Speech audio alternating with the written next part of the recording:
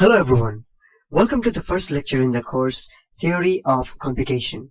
In this lecture, I will be giving you an introduction to the course Theory of Computation, where we shall see what this course is all about, what can we study from this course, and what this course has to offer.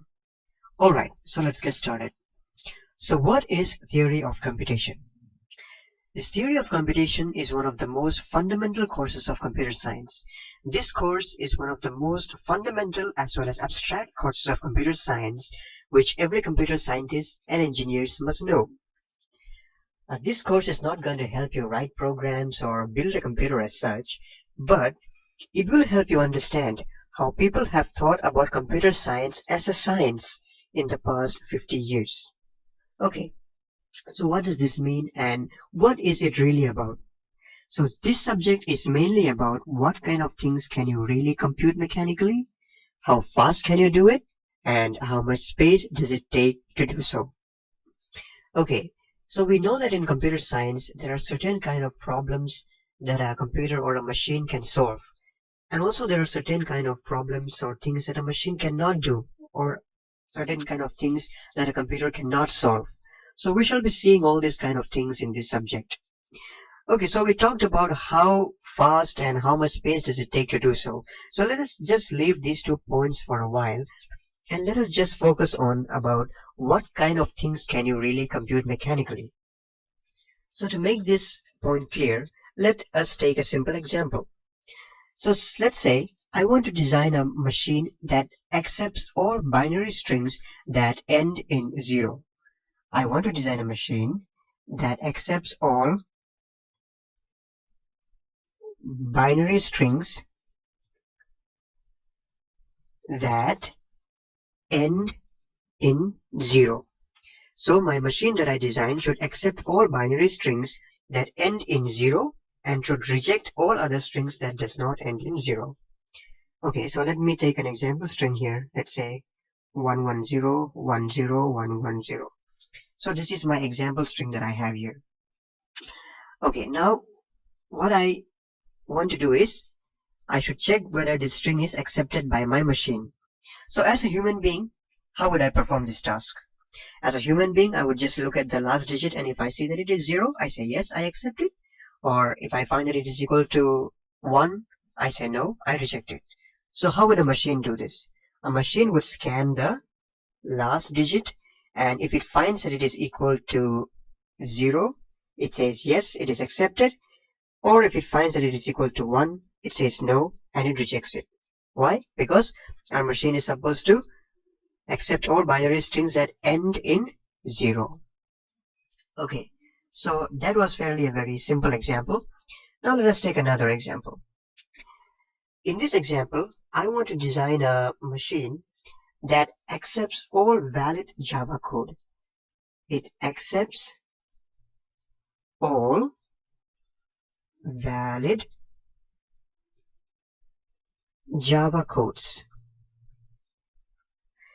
Okay, so what should my machine do? My machine should check the binary equivalent of my codes. When I write a code in Java, it should check the binary equivalent of these codes, and from this binary equivalent, it should tell whether this came from a valid piece of Java code or it is invalid. Okay, so my question is it possible to design this kind of a system? The answer to this is absolutely yes, we can. And the best example I can give for this is compilers. When we write a piece of code into our compilers, let's say that I'm writing a piece of Java code. So I write a piece of Java code into my compiler, and when I compile that program, if I have written that program correctly without any mistakes, the compiler compiles that program and runs it because it is valid. On the other hand, if you have made some mistakes in that code, or if you have written something wrongly, then the compiler tells you that there is an error and it does not run the program because it is invalid. Alright, so we see that it is very much possible to design this kind of a system. And from this example, I think we got a slight hint that the whole of compiler design it came from this subject, theory of computation. Okay, so I hope that was clear. Now let's take another example. Now, in this example, I want to design another system that accepts all valid Java codes and never goes into infinite loop. I assume you know what is the meaning of infinite loop. Okay, so I want a machine that accepts all valid Java codes and does not go into infinite loop. So is it possible to design this kind of a system? So from this previous example, we have found that it is possible to design a system that accepts all valid Java codes. This part is possible, it's fine. But we have one more condition here, and never goes into infinite loop. Can I design a system that never allows my code to go into an infinite loop? The answer to this is no. I can never design a system that performs this task. Okay? So even if you design it, you would either get the wrong output or it could run forever and give you no output at all. So this kind of a machine that performs this kind of a task cannot be designed. Okay, so this third example has given us an idea about what kind of things can we not compute mechanically. Okay, I hope that was clear.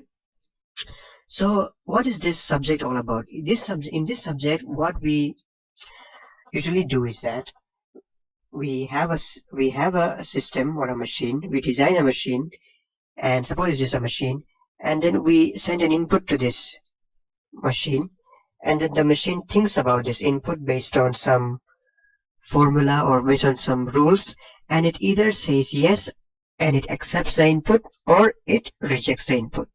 So this is what we are going to basically do in this subject. We are going to design systems or machines which can take certain kind of inputs, and this machine will be based on some rules, and it should either accept the input or reject the input. So this will be the thing that we will be doing. Don't worry even if it is a little unclear right now. When we take other examples and when we start from the very basics from the following lectures, it will all become very clear. Okay, now let us see what are the layers or the levels in this subject that we have to go through. For that, I will show you a diagram over here. So here I have a small diagram showing the layers or levels in this subject. So in the first layer we have FSM.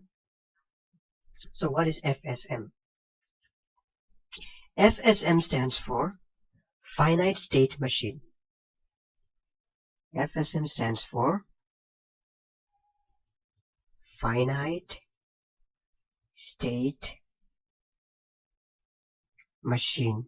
This FSM, that is finite state machine, it is one of the simplest model of computation. It is the simplest model of computation, and it has a very limited amount of memory, and it can perform very low level computations and calculations. Okay, this is the basic building block of this subject. This is the first thing that we will be learning. So keep in mind FSM, we'll be starting with it in the following lectures from the very basics. So don't worry even if you don't understand these terms now. We will make it clear as we go further. And then the next layer we have is CFL. CFL stands for context free language. Context free language. CFL stands for context free language. And CFL is a little more powerful than FSM, and it can perform some more higher level of computations as compared to finite state machines.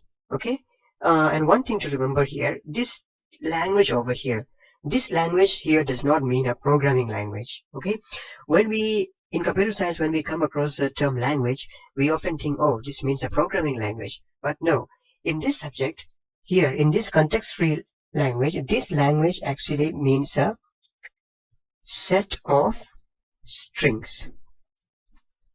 A set of strings is what is known as language. It will become clear when we explain it further in the following lecture, so don't worry about it. And in the next layer, we have something known as Turing machine. Turing machine is a machine that can perform high-level computations and calculations. It was designed by Alan Turing in 1940, and it is much, much more powerful as compared to context-free language and finite state machines. Okay, and in the next layer, we have this undecidable. This is labeled as undecidable, and why is that?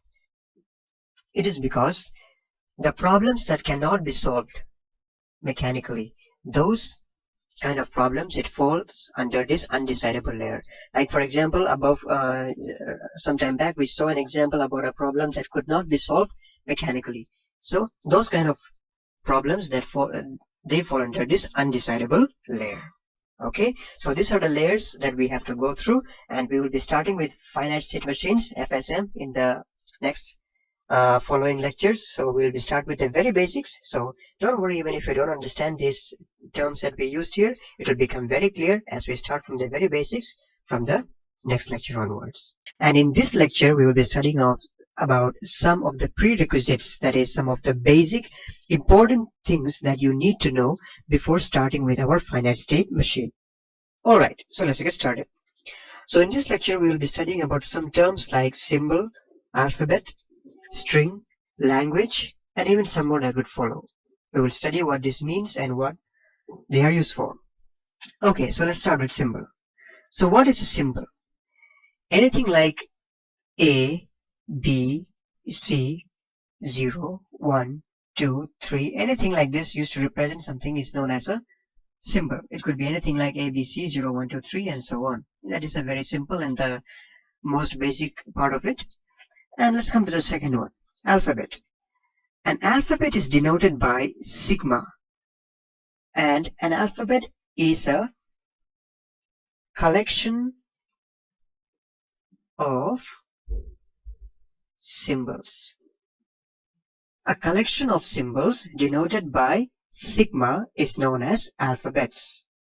Okay, so we can take some examples.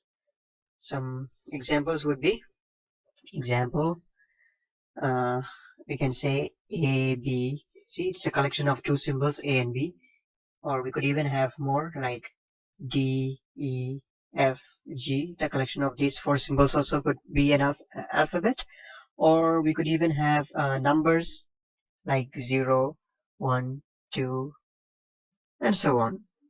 Okay, so a collection of symbols denoted by sigma is known as alphabet. Now let's come to this third one, string. What is a string? A sequence of symbols is known as string. Sequence of symbols. Strings, actually, it means a sequence of symbols. Now let's take some examples. Some examples would be like, let me write it here, A, B just by itself, or 0 by itself, 1 by itself. Okay, just by itself also we can call it a string, or we could have other sequences like AA, BB, AB, or 0, 1, and so on. Okay, so a sequence of symbols is known as a string. Okay, now let's come to the next one, language. Now what is a language? A language is actually a set of strings. A set of strings. Okay, let me just write it nicely. A set of strings. A set of strings is known as a language. And we can have some example over here. This will become clear with example. Okay, to take an example, let's say that the alphabet that is here, denoted by sigma, the alphabet that I have is the two digits 0 and 1. 0 and 1 are my alphabets. And now let's try to define some languages over these alphabets 0, 1. So let me say I have language L1, which is the set of all strings of length 2. The set of all strings of length 2. So what would they be? They would be, my alphabets are 0 and 1. So what will be the set of all strings of length 2 over 0, 1? 0, 0, 0, 1, 1, 0, and 1, 1. So these are the set of all strings of length 2 over the alphabets 0 and 1. Now let's take another example, L2. Now L2 is the set of all strings of length 3. Set of all strings of length 3. Now what would this be? My alphabets are 0 and 1. So what would be the set of all strings of length 3? I guess you have already thought about it. 0, 0, 0, 0, 0, 1, 0, 1, 0, 0, 1, 1, 1, 0, 0, 1, 0, 1, and 1, 1, 0, and 1, 1, 1. So these are the set of all strings of length 3 over the alphabets 0 and 1. Okay, now let me take another example over here, which will be L3. L3 will be the set of all strings of, okay, let us say that it is the set of all strings that begin with 0. The set of all strings which begins with 0 is L3. So my alphabet sets are still 0 and 1. So what would they be? They would be like 0, 0, 0, 0, 1, 0, 0, 0, 0, 0, 1, 0, 1, 0, 0, 1, 1, and 0, 0, 0, 0, and it goes on. This is actually an infinite set. So the two examples that we took here, L1 and L2, these two, L1 and L2, they are finite sets. They are finite sets. Why? Because they have finite number of elements. Here we have 4 elements, here we have 8 elements. But this L3 is a infinite set. It is an infinite language. Why? Because this goes on. This does not end. There are infinite number of elements in this set. So I think by taking these examples L1, L2, and L3 over these alphabets 0 and 1, the concept of language became clear to us. So language are a set of strings over some alphabets. Okay, so I hope that was clear. Now the next thing that we need to discuss is known as powers of sigma. Powers of sigma. So this is the next thing that we will be discussing. Okay, now to demonstrate this, let me take an example again. Suppose my alphabet set is again 0, 1. My alphabet sigma is 0, 1. Now I'm going to define the powers of sigma. So first of all, let me define sigma power 0. Now what is sigma power 0? Sigma power 0 is a set of all strings of length 0. This is equal to the set of all strings of length 0. Now what would this be? I would denote this using sigma power 0, and this is denoted by a special symbol called epsilon. This epsilon is used to denote the set of all strings of length 0 denoted by sigma power 0. So remember that epsilon means it is a set of all strings of length 0. Okay, so that was about a set of all strings of length 0. Now let us come to the next one, sigma power 1. I think you have already guessed what it is. Sigma power 1 is a set of all strings of length 1. Now what would that be? That is sigma power 1 is equal to, what would that be?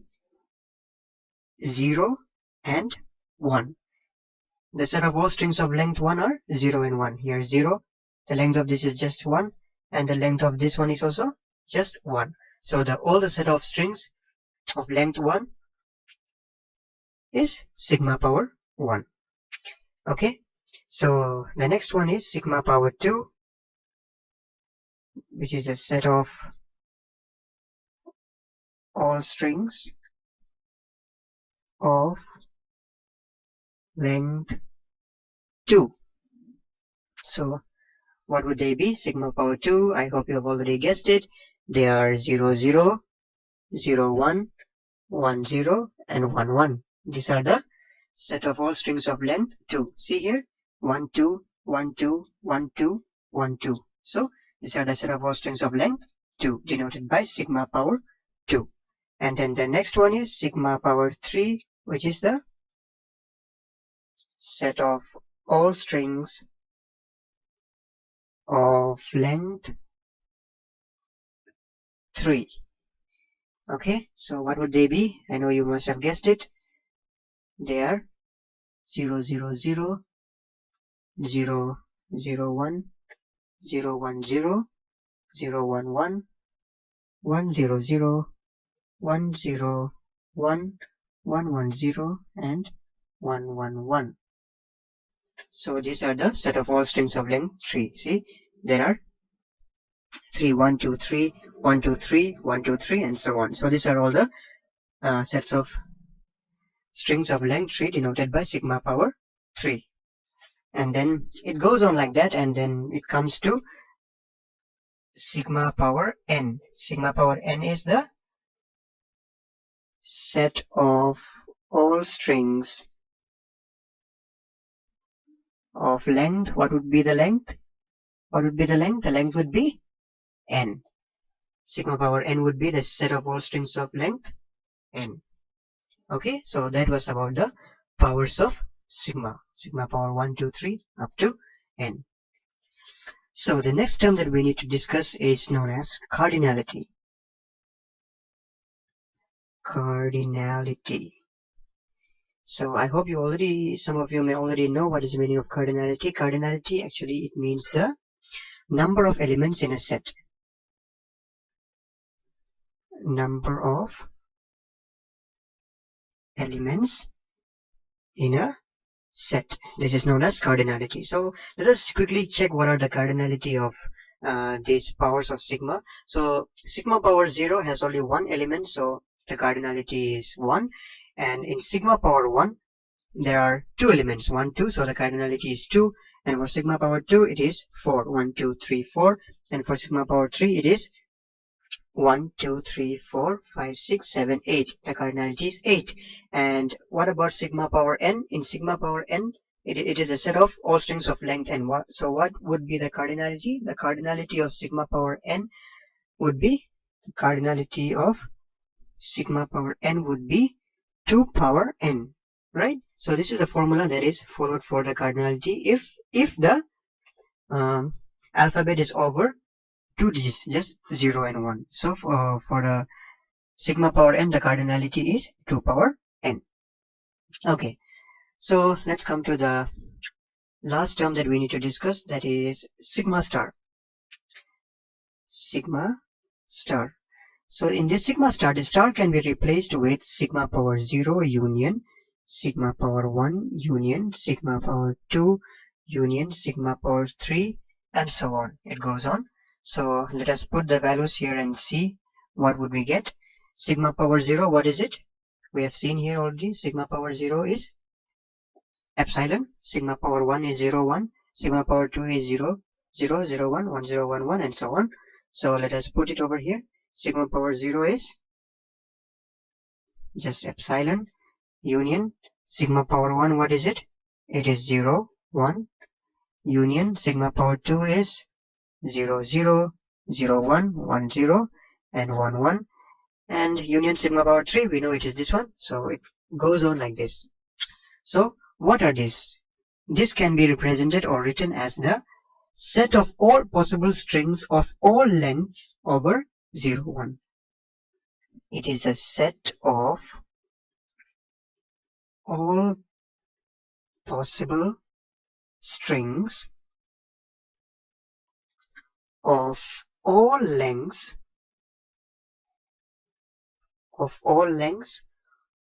over what alphabet?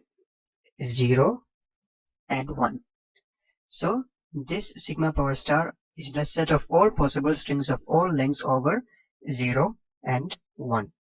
Okay, so since we have taken our alphabet as 0, 1, so that is why we have written over 0, 1. So depending on the kind of alphabet that you take, you have to write this. So can you guess whether this is a finite set or an infinite set? Yes, I hope you have guessed it right. This is an infinite set because this goes on. Okay, so those were the prerequisites or some of the basic important things that you need to know before starting with our finite state machines. So if you have understood this, we are ready to start with our finite state machines, which we will be starting in the next lecture. In this lecture, we will be studying about finite state machines. Alright, so let's get started. So finite state machines, it is also known as finite automata, and this finite automata is divided into two broad categories. The first one being finite automata with output, and the second one being finite automata without output. And finite automata with output, we again have two categories, namely Moody machine and Mealy machine. And in finite automata without output, we have three categories, namely deterministic finite automata or DFA, non-deterministic finite automata or NFA, and epsilon non-deterministic finite automata or epsilon NFA. Alright, so in this lecture we will be mainly focusing and studying about our deterministic finite automata or DFA. Okay, so DFA, it stands for deterministic finite automata. Before we start off with DFA, let us remember two important properties of finite state machines that we should always remember, and they are: finite state machines, it is the simplest model of computation, and also finite state machines has a very limited memory. So these are two important points that we should always keep in mind before we study anything related to finite state machines. Okay, now we can start off with deterministic finite automata or DFA. Now to make DFA clear, let us take a simple diagram that will make the structure of DFA clear to us. So this diagram here, it shows us the structure of a deterministic finite automata or DFA. So first, when you look at this diagram, you may feel confused. What are these? What do we see here? We see some circles labeled as A, B, C, D. We see some edges, some arrows pointing here and there, and we have seen some labelings like 1, 1, 0, 0, 1, 1. And what are all these? Okay, so I will explain to you what this means so that the structure of this DFA becomes clear to us. So first of all, the first thing that we need to know are states. These circles represented by A, B, C, and D, these circles are known as states. Okay, A, B, C, D are states. And then we see some edges.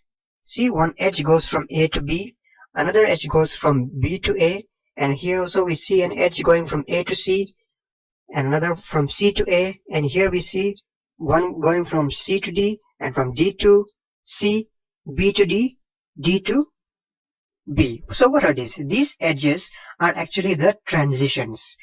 So what does this mean? This transition means that suppose we are in state A and this edge labeled with 1. This labeling of edges are known as inputs. These are our inputs. So what it means is that when I am in state A and if I get input 1, if the input I get is 1, so my state A goes from A to B. Alright? And in the same way, if I am in state A and if I get input 0, then what happens? State A goes from A to C. Okay? And let's take one more example. Suppose I'm in state C and I get input 1. So where do I go? I go from C to D. And in D, if I get input say 0, it goes from D to B. So that is how the transition occurs. So these labelings of the edges, they are our inputs, and the circles are our states. So it shows how the states transits from one state to another on getting certain inputs. Okay, so that was about the states and the inputs. Now we see that there is something different about state A and state D. So what are they? In state A, we see an arrow that is coming from nowhere and pointing to A. So what is this? This means that A is the starting state or the initial state of this DFA. Whenever you see an arrow coming from nowhere pointing to a state, that shows that that is the initial state or the starting state. And if you look at state D, there is something different. What is that? Every other states have one circle, but this state D has two circles. It has a double circle around it. And what does that mean? Whenever you see a double circle, it means that that is the final state or the terminating state. So this state D, represented by two circles, it is the final state of this DFA. Alright, so those were the main things that you need to know about a DFA. So that makes the structure of DFA clear to us. Okay, so now let us write down the formal definition of this DFA. So every DFA can be defined using 5 tuples, which are Q, sigma, Q naught, F, and del. Every DFA can be defined using these 5 tuples. Now let us see what are these tuples, what do they mean. First of all, we have Q. Q is the set of all states. The set of all states is known as Q. And what is sigma? Sigma is the inputs. Our inputs is represented by sigma. And then the next one is Q naught. What is Q naught? Q naught is the start state. The start state, or it's also known as the initial state. It is the initial state. Okay. And then the next one is F. F is a set of final states. The set of final states is known as F. So here in this example we had only one final state, but we could even have more than one final states. So that is why I have written set of final states. Alright. And the last one is del. So what is del? Del is a transition function. It is a transition function that maps, okay, from Q cross sigma to Q. It is a transition function that maps Q cross sigma to Q. Don't worry, even if you don't understand this will become clear when I take the example. I will be showing you in the example. Okay, so now let us try to write down what are the values for these 5 tuples for this example that we have taken here. For our particular DFA, what are the values for this tuples? First of all, we have Q.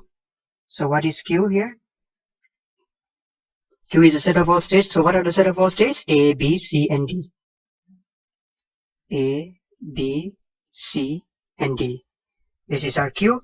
And what is our sigma? Sigma is the inputs. What are our inputs? We have inputs here 0 and 1. Zeros and ones are the inputs we use here. So it is 0 and 1. Okay.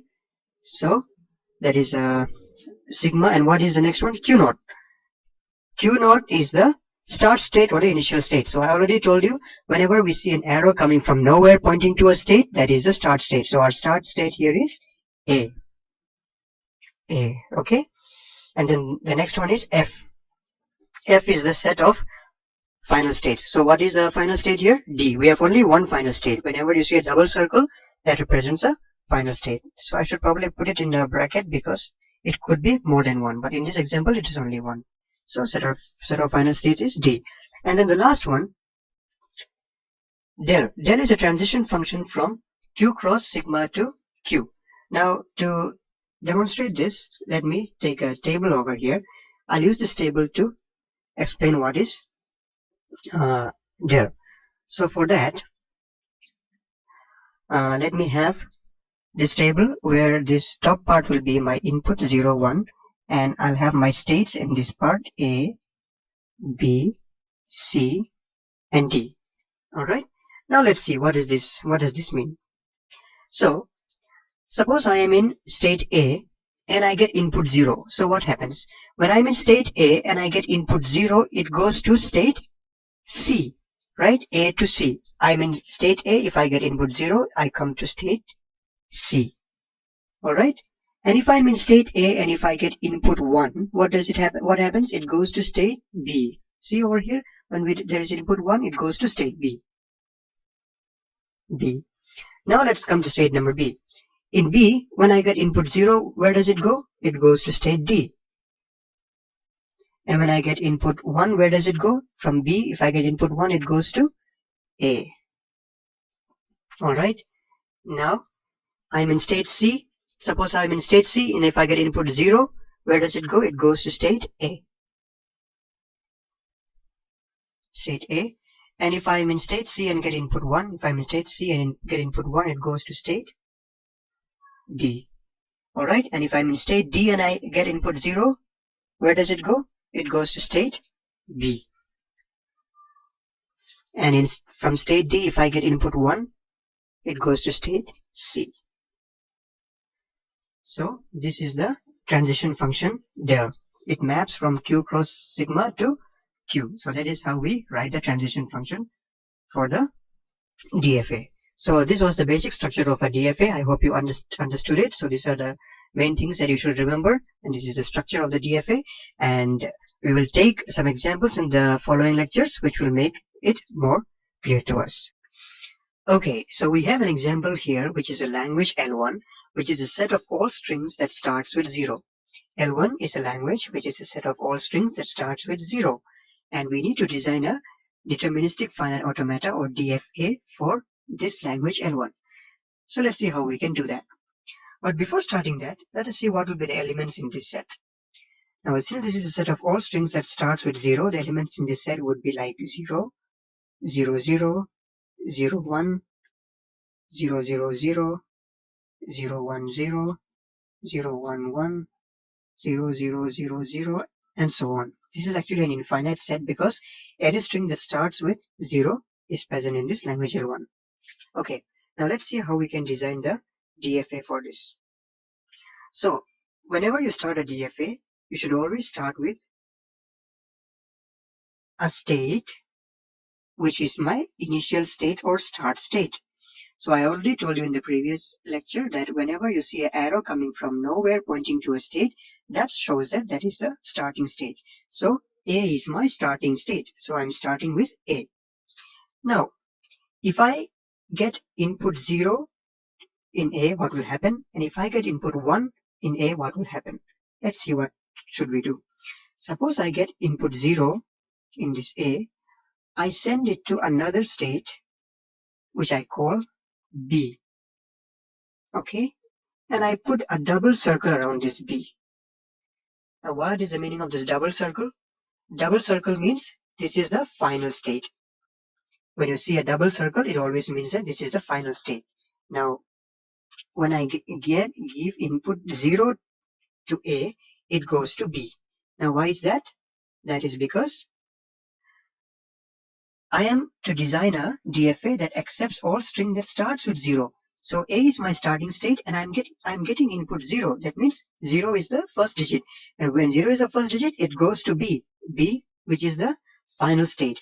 And whenever a string reaches the final state, that means that string is accepted. And whenever a string does not reach the final state, that means it is rejected. So whenever I'm starting with 0, it should reach the final state because it should be accepted. Why? Because I am to design a DFA for all strings that starts with 0. Okay, now I am in state B. And in state B, after reaching state B, in B also I can either get inputs 0 or 1. So what will happen if I get either 0 or 1? Since B is the final state, I'll give a self loop here and I'll write 0 or 1. So what does this mean? This means that after reaching this final state B, whatever input you get after that, whether it is 0 or 1, it stays in the final state B itself.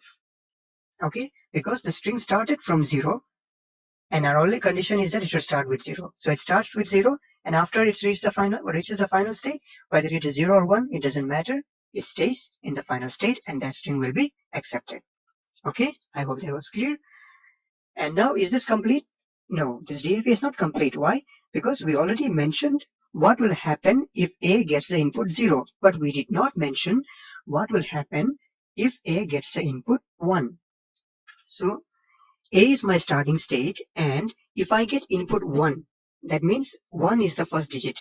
And should that be accepted or not? No, it should not be accepted. I should accept only those strings which start with 0.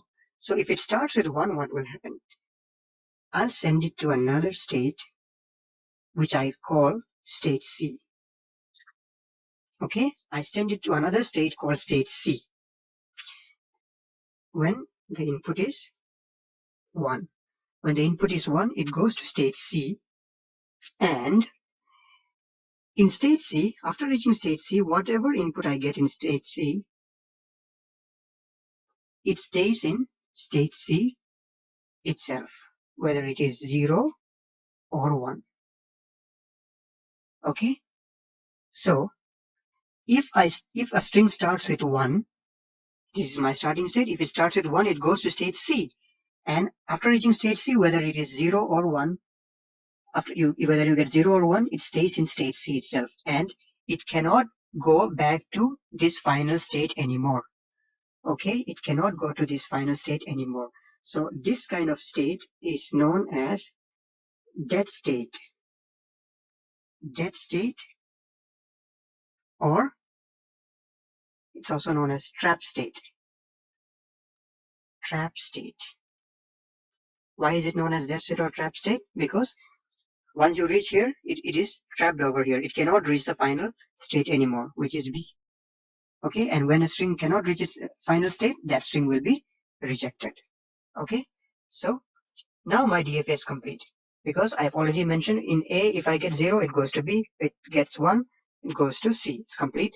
And in B, whether it is 0 or 1, it stays in B itself. And in C, whether it is 0 or 1, it stays in C itself. Now my DFA is complete. Now I've designed the DFA for the set of all strings that starts with 0. Okay, now let us check if this is correct. Let us take two examples to see if this is working. So in my first example, let me take an example. I want to check the string 001. Okay, so I'm going to check for the string 001. So it always starts from my initial state. My initial state,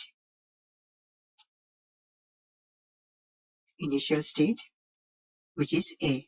I start from state A, right? Because A is my initial state, and I get input. I give input 0. On getting input 0, what happens? A goes to B. A goes to B. And the next input is 0 again. So I am right now in state B, right? And if I get input 0, what happens? B, it stays in B itself. It stays in B itself. And then the next input is 1. So what will happen? I'm in state B, and if I get input 1, what happens? It still stays in state B, right? And here, I reach the end of the string. And at the end of the string, what is my position? I am in B. I'm in B. And B, is it the final state? Yes, it is the final state. B is the final state. Right? So since B is the final state, this string should be accepted. Why? It could start from the initial state and it reached the final state. Since it could reach the final state, this is accepted. Alright? Now let's take another example. Example number 2 is 101. Again, I start from my initial state. What is my initial state? It is A. And I get the input 1. 1 is the first input. And on getting input 1, where does A go? It goes to state C. It goes to state C. And I'm in state C, and the next input is 0. So on getting input 0, what happens? I'm in state C, and when state C gets input 0, what happens? it stays in C itself. It stays in C itself. Okay, and what is the next input? It is 1. So what happens when I get input 1? I'm in state C, right? And when I get input 1, what happens? It stays in state C. Still stays in state C. And now I've reached the end of the string, right? And where am I at the end of the string? I am in state C. I'm in state C. And is C the final state? No, I don't see any double circle around here. That means C is not the final state. C is not final state. So since this string started from the initial state but could not reach the final state, this string is not accepted. It is rejected. So we see that when this string started with 0, it was accepted, but this string, as it started from 1, it was not accepted. So we have successfully designed a DFA for all strings that starts with 0, and these examples are the proof for that. So I hope that was clear. In the next lecture, we will be seeing some more examples. In this lecture, we will be seeing one more example of how to construct a DFA. Alright, so let's get started. Okay, so here is the task that we have to perform. Construct a DFA that accepts sets of all strings over 0, 1 of length 2. We have to construct a DFA that accepts the set of all strings over 0, 1 of length 2. Okay, so let's see how we can do this. But before that, let's see what are our alphabets. Our alphabet set here is 0 and 1. It's already mentioned here, 0, 1. And what will be the sets in our set of strings in our language? Our alphabet set is 0, 1, and all the sets of strings over 0, 1 of length 2. So what are the set of all possible strings of length 2 over 0, 1? They are 0, 0, 0, 1, 1, 0, and 1, 1. Okay, so we should construct a DFA that accepts 0, 0, 0, 1, 1, 0, and 1, 1. These are the only 4 inputs that should be accepted by the DFA that we are going to construct, and it should reject all other strings. So let's see how we can do this. Okay, so to start off, we always need to start with the initial state or the starting state, and let me call it A. A is my initial state or starting state. And how do I indicate that it is the initial state or starting state? By this arrow. This arrow, which comes from nowhere, pointing to state A, indicates that A is the initial state or starting state. Okay. Now we have to mention what happens if A gets the input 0 or 1. So here it does not matter what is the starting string. It could either be 0 or it could either be 1. The only condition is that it should be of length 2. So whether I get input 0 or 1, I send this A to the next state, which I will call B. Okay, if A gets the input 0 or 1, it goes to the next state called state B. Okay, so at this point, when I reach state B, what is the length of my string? The length of my string is 1. Why? Because I was in state A and I just came to the next state. First state, second state. So I just came here. So I got input either 0 or 1. So the length of my string is 1 at this point in B. Okay. So now we have to mention what happens if I get either input 0 or 1 in state B. Again, the order does not matter. So I send this B to the next state, which I will call state C. Whether I get input 0 or 1 in state B, I send it to the next state, which I call state C. And at this point, when I reach state C, what is the length of my string? Here, when I came from A to B, the length of my string was 1. And when I go from B to C, what is the length of my string? It is 2, because I have already got 2 inputs. So, and the DFA that we construct should accept all strings of length 2. So if it reaches here, the length is 2. That means that should be the accepting state or the final state. So I have to put a double circle around this C indicating that this is the final state, right? So here, at this point, the length of my string is 2, and that is the final state or the accepting state. Well and fine. Okay, but is this DFA complete? No, it's not complete. Why is it not complete? Because I have already mentioned what happens if I get 0 or 1 input for A. I have also mentioned the same thing for B. But what about C? C is not complete. I did not mention what happens if I get an input again in C. So what happens? Whether I get input 0 or 1 in state C, I will send it to another state which I will call state D. Okay, whether I get input 0 or 1, I send it to state D. And in the state D, this also is not complete because I did not mention what will happen to state D, whether it gets 0 or 1. So I give a self loop to state D saying that whether I get input 0 or 1, it stays in state D itself. Okay, it stays in state D itself. Now what is the meaning of this? So at this point, when I reach state C, I already got the length of my string as 2. Now, if I get another input, the length of my string becomes 3. And that should not be accepted. So it goes to this state D. And after reaching state D, whatever input you get, it stays in state D. And from state D, there is no possibility of coming back to this state C, which is the final state. So if anything goes out of this state C, it stays here and it is trapped here, not being able to reach the final state anymore. So any string of length more than 2, it goes to state D and it is trapped here and it will never be accepted. So this state D here is known as the dead state. It is known as dead state, or it's also known as trap state. Okay, so now my DFA is complete because I have mentioned for every state what happens when I get a particular input, either 0 or 1. Now I have successfully designed the DFA that accepts sets of all string over 0, 1 of length 2. Alright, I hope that was clear. Now let's take a few examples and check if this is working, if this is correct. So here we'll take a few examples.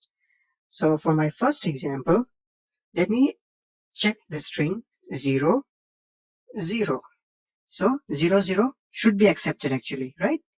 0, 0 is present here and it is of length 2, so it should be accepted. So let's see if it will be accepted or not. So we always have to start with our starting state, which is state A.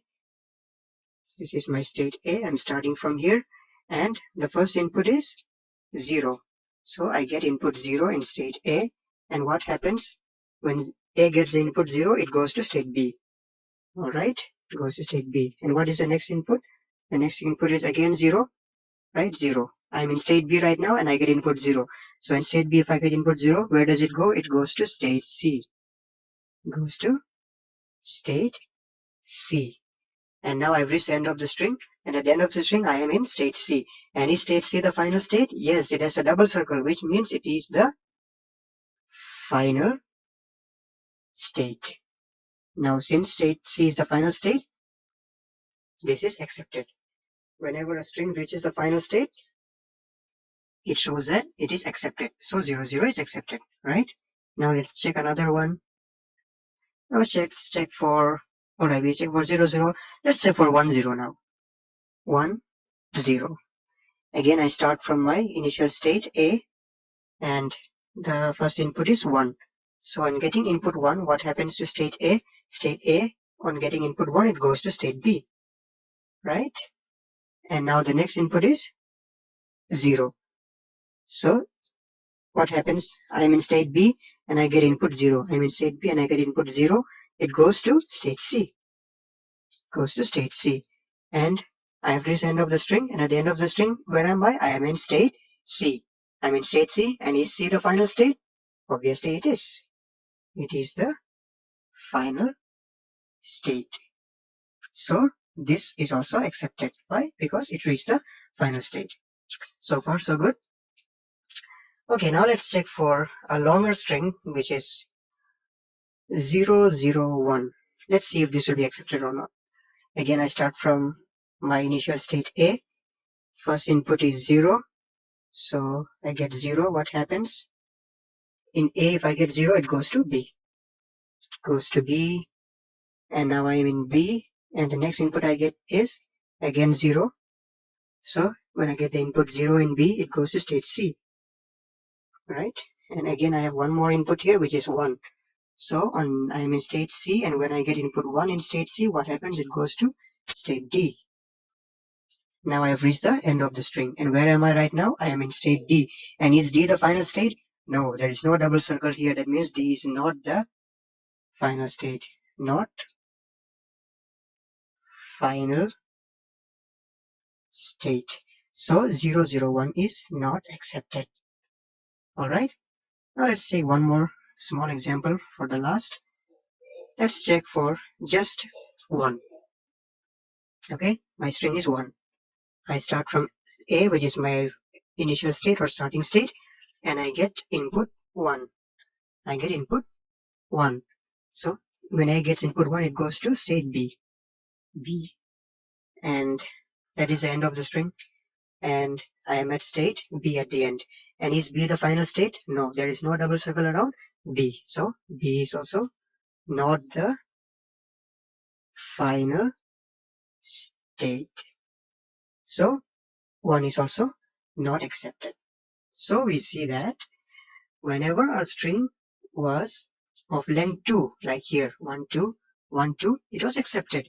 And whenever it was of lengths other than 2, like for example, here it was 3, it was rejected. Here it was just 1, it was rejected. So we have successfully constructed a DFA that accepts all sets of strings over 0, 1 of length 2. Okay, so I hope that was clear. I hope you understood. In order to make DFA clear to us, we need a lot of practice. We need to practice designing DFAs, and that is why I am stressing more on the examples. So in this lecture, we will see how to construct one more DFA. Alright, so let's get started. Okay, so here is our task. Construct a DFA that accepts any strings over AB that does not contain the string AABB in it. So we are to construct a DFA over the alphabets AB, and it should accept all strings over AB, but it should not contain the sequence AABB in it. This sequence should not be present. It should always reject whenever this sequence is present, and it should always accept all other sequence. So how can we do this? So here our alphabet sets or our inputs are A and B. Okay, A and B are our alphabet sets or our inputs. Okay, so when we see this question, we may think, how can we do this? This seems to be a very tough job. How can we do this? Okay, it's not a very tough job. We can simplify this problem. Instead of doing this right away, we can simplify this problem and make this problem simpler. So let us try to design a simpler problem. A simpler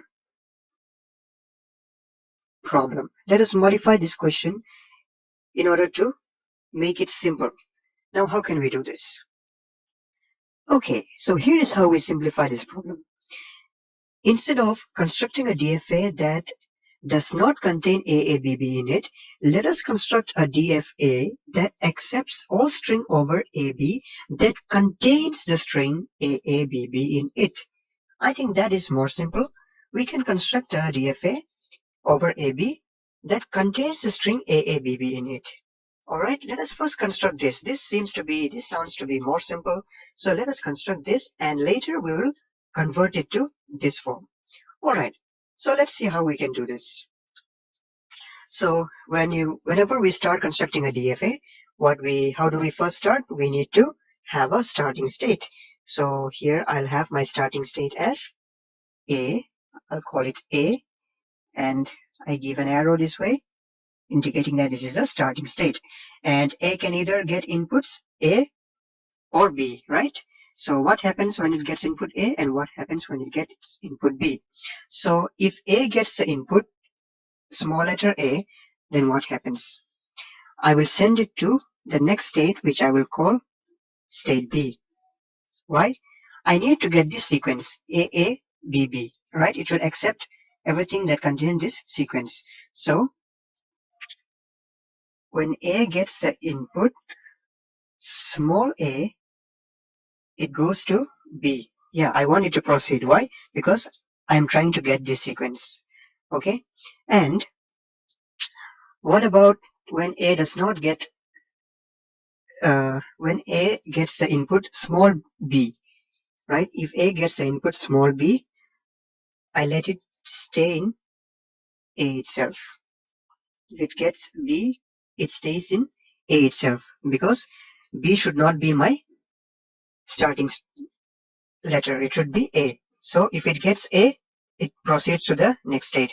But if it gets B, it stays in A itself.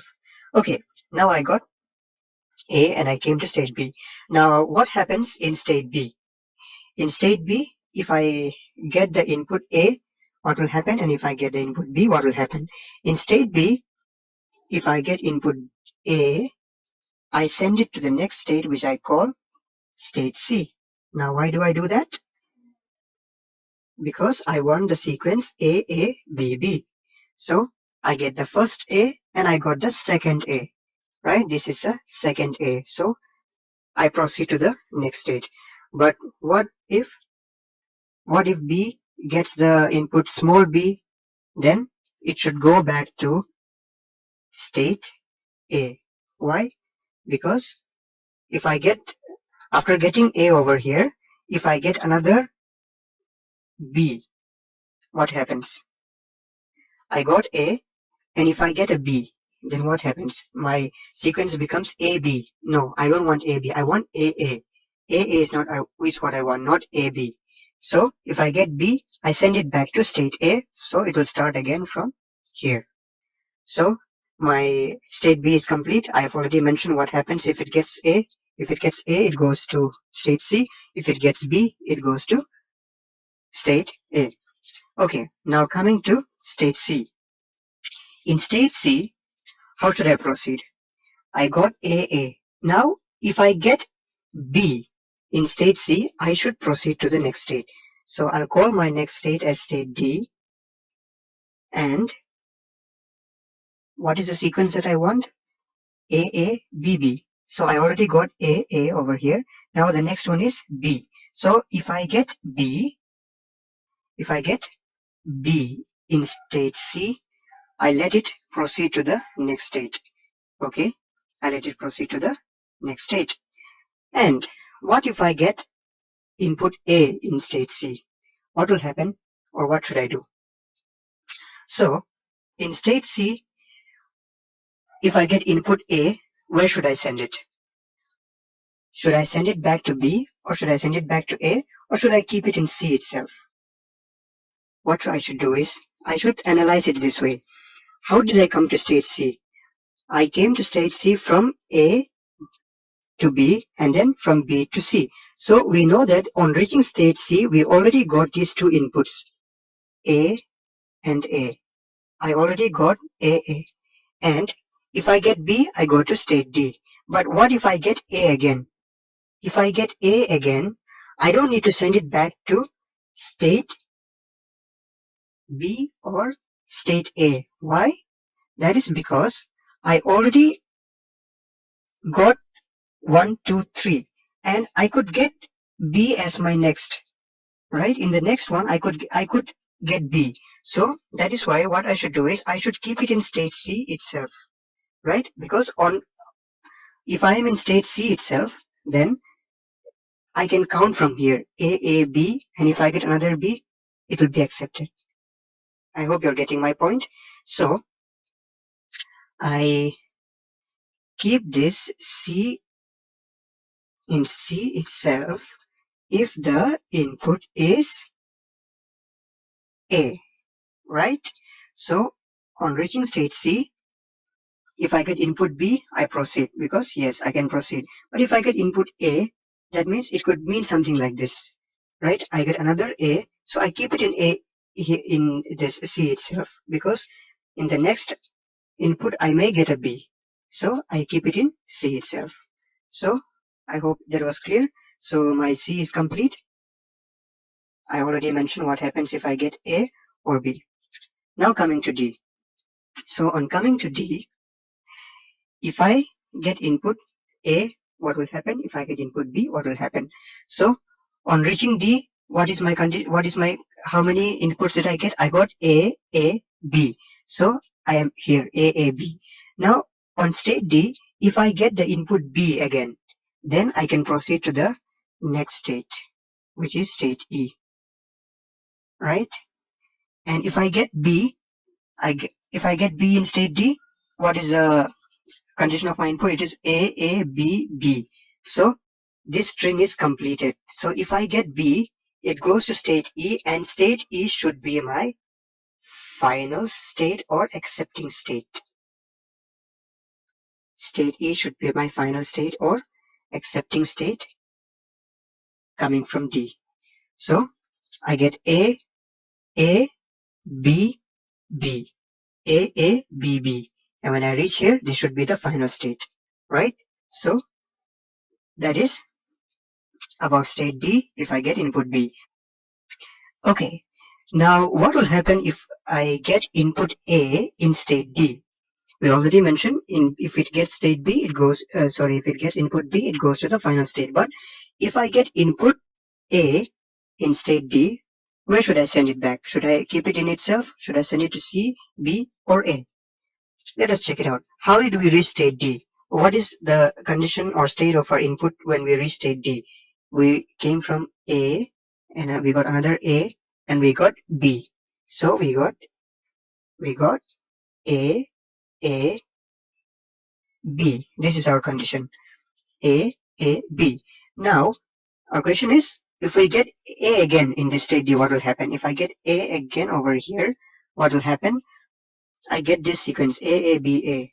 Now, even if I get A here or B here, whatever I get here, I am not able to get this sequence anymore, right? I cannot get back this sequence, whatever proceeds from here. So, I have to send it back to this position where I got my first A, and then I have to try and see if it can get this A, B, B again, right? I have to send it back to the position where I got my first A. And where did I get my first A? My first A I got over here. So on getting first A, it reached state B. So I have to send this D back to state B. I have to send my D back to state B if I get the input A, right? So now my state D is complete. On getting A, it goes back here. On getting B, it reaches final state E. Now what is left? Our final state is left. We did not mention what happens if we get A or B in our final state. So in our final state, okay, so when we reach our final state, we already got the sequence A, B, B, A, B, B. Now it does not matter what we get after that. Either we get A or B, it does not matter. It stays in the final state, right? It stays in the final state. A or B stays in the final state. So that completes our DFA, which accepts all string over AB that contains the string AABB in it. All right. Okay, so is that the end of our problem? No, that is not the end of our problem, because we have now constructed the simplified problem. We have constructed a DFA that accepts all string over AB that contains the string AABB in it. But our main problem was to construct a DFA that accepts all strings over AB that does not contain the string AABB in it. Now, how shall we do this? Now we have this. We have this DFA over here, which accepts all string that contains AABB. Now, we need to flip this and make it in such a way that it does not accept AABB in this. Now, how can we do this? How can we do this? This can be done in a very simple way, that is by flipping the states. We can achieve this by flipping the states. What are we going to do? We are going to flip the states. Now, what do I mean by this? What I mean by this is make the final state into non-final state and make the non-final states into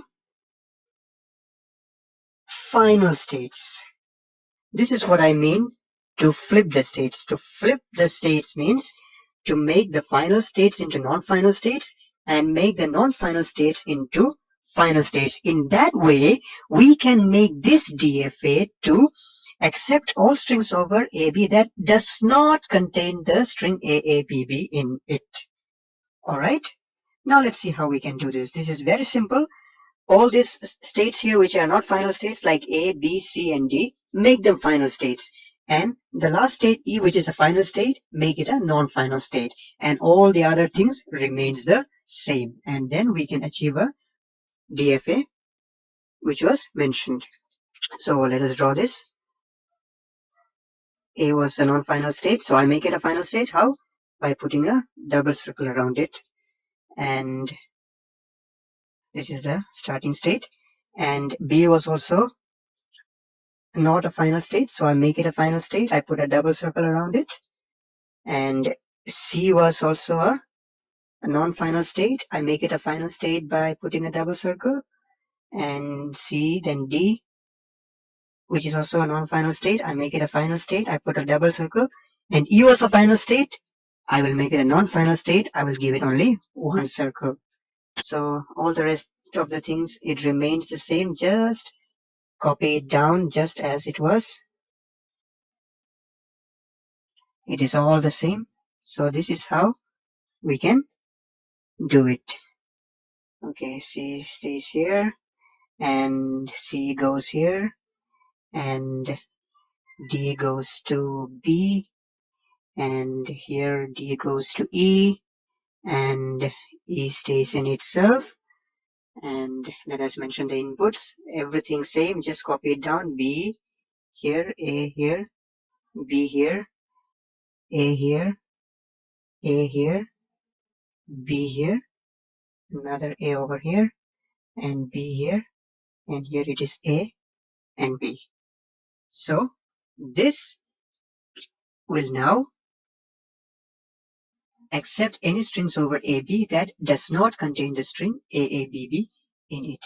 So we knew that when it reaches this E, it contains AABB, right? And it was accepted for this case. But in this one, whenever it contains AABB, it reaches state E, which is not a final state. So that string will not be accepted. And all other strings will always be accepted in this for accepting states. So this is how we design a DFA for this kind of a problem. So whenever you get this kind of a problem, try to make it simple and then try to flip it and make it work for the main problem. So I hope this was clear, and please try to practice more of these kind of examples to make the DFA clear to you. In the previous examples, we have seen and learned how to design particular DFAs, and in this lecture, we will be seeing, given a DFA, how to figure out what it recognizes. Alright, so let's get started. Okay, so here we have a DFA. We have a DFA over here, we have this figure over here, and we have to find out, or we have to figure out what this DFA recognizes. So just by looking at this, what can we see? We see that we have a starting state here, which is A, and then A on getting input 1, it goes this way, and A on getting input 0, it goes this way. So let's find out what kind of strings does it accept. So first we are in state A, and on getting input 1, it goes to state B. So we get an input 1 and it goes to state B. And in state B, it could either get input 1 or 0. And if it get input 0, it directly goes to D. On getting 0, it directly goes to D, which is a final state. Right? D has a double circle which shows that it is a final state. So 1, 0 is accepted. Right? 1, 0 is accepted. And also, it could come like this. Starting from A, it goes to B on getting input 1. It got 1. And then in B, it could get input 1 again. Instead of 0, it may get 1. So on getting 1, it stays in B. So let's say it got another 1. It stays in B. And let's say it got another 1 again. It again stays in B. So it can get any number of 1s and it stays in B. So let's say it got a few 1s over here out of this state B. And then finally when it gets a 0, it goes to D, which is the final state. It goes to the final state. So this one, how did we get? We got this one from this state A, right? From state A. And these ones, it came from this state B. On running in state B, it got all these ones. So this is from state B. And on getting 0, it goes to state D. So this is also accepted, right? So we found two kind of strings that will be accepted. And then, is that the end? No, we have another part over here. So let's check out for this part. Here, when we start from the starting state A, and if it gets input 0, it goes to state C. So on getting 0, it goes to state C. And in C, if we get input 1, it goes to state E, right? And it reaches the final state. So this is also accepted. Okay, so how can we generalize this, or how can we summarize and write down what does this DFA recognize?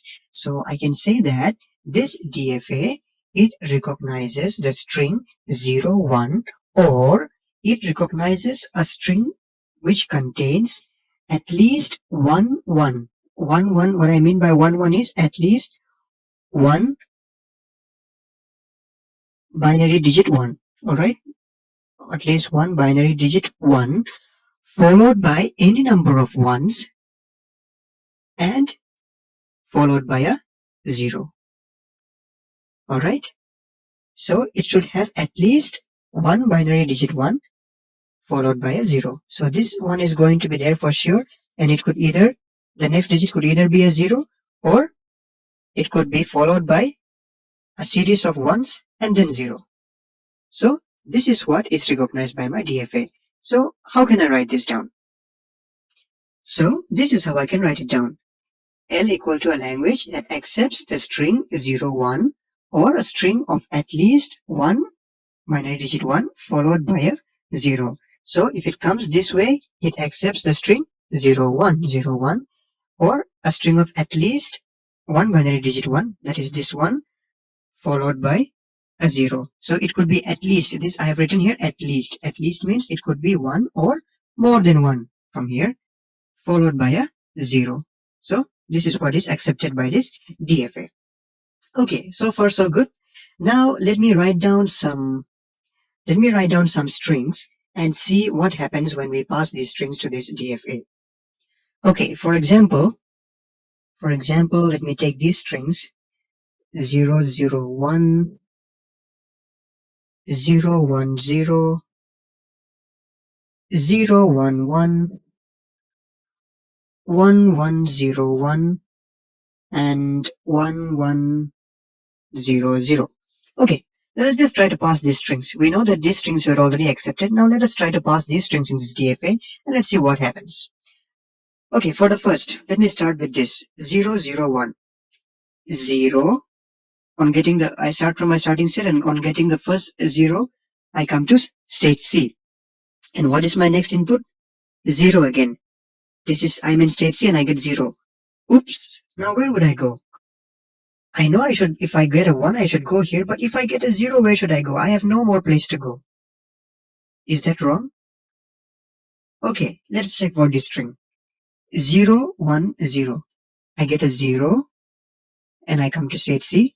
I get a 1, and I come to state E, and then I get another 0 over here when I'm in state E, and oops, again I don't have a place to go. I don't have a place to go. What about this string? 0, 1, 1. 0, 1. And when I get another 1, there is no place to go from here again. And what about this? 1, 1, 0, 1. 1. And here I get another 1 here. Alright, so far so good. And I get 0 next. This 0 next. And I come to state D. And I get 1 in state D. I'm in state D and I get 1. And again, I don't have a place to go. What does this mean? Let's check for the last string again. 1, 1, 0, 0. 1, 1, 0, and I get another 0, and from here there is no place to go again. So what is the meaning of this? Where do I, is this DFA wrong, or where do I send these states to when I get these kind of inputs? Actually, this DFA is not wrong. So what we need to do is we need to complete this by mentioning something known as a dead state. These strings are anyway not going to be accepted. We know that the only strings that are going to be accepted is the one which we wrote here in this L. These are the only strings, and these strings over here does not follow this rule or does not follow this kind of strings. So these are not going to be accepted for sure. So when we reach a place, a state in a DFA and don't have a place to go, that means that it goes to a state that is known as a dead state. So let us complete this DFA, and I will mention a state which I will call X. And X is what I call as dead state. Alright, X is my dead state. And I will complete my DFA using these dead states. So let us start from here.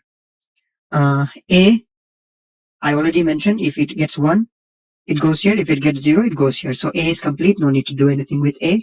And let's come to B. B, on getting input 0, it goes to D. And on getting input 1, it stays in itself. So it is okay with both 0 and 1. It is complete. But for state D does not know where to go, even if it gets 0 or 1. So I will send it to the dead state. I will send it to the dead state. So whether it gets 0 or 1, it comes to this dead state. Alright. Now let's come here. A is already complete, and C. C, on getting input 1, goes to state E. But on getting input 0, it does not have a place to go. So we will send it to the dead state. Alright. On getting input 0. And state E. What happens to state E? State E also does not have a place to go even if it gets input 0 or 1. So we will send state E also to the dead state. Either 0 or 1. Okay, now we can check these strings. 0, 0, 1. 0, right? If it gets 0, it comes to state C, and it gets another 0, goes to state X, and 1. Oh, our dead state is also not complete. We did not mention what happens if we get 0 or 1 in the dead state. So, whatever you get in the dead state, 0 or 1, it stays in the dead state. 0, 1. Okay? So, 0, 0, 1, 0, 0, and in X we get 1, so it stays in X itself. So this dead state is not a terminating state, means it is not a final state. So whatever comes in this dead state is also a non-accepting state, means those strings will not be accepted. Now 0, 1, 0, 0, 1, 0 goes to the dead state. 0, 1, 1, 0, 1, 1 goes to the dead state. 1, 1, 0, 1, 1, 1, 0, 1 comes to the dead state. 1, 1, 0, 0, 1, 1, 0, 0 again comes to the dead state. So X is called our dead state. So this is how you complete the DFA. So if you see an example given without a dead state, or without, when you see that a specific state does not have a place to go, so you should assume that it goes to a dead state. So this is how you complete a DFA. And in this example, we have studied how to figure out what a DFA recognizes, and we have also figured out a way how to complete a DFA. So I hope this example was clear to you about how to figure out a DFA and how to complete the state using a dead state.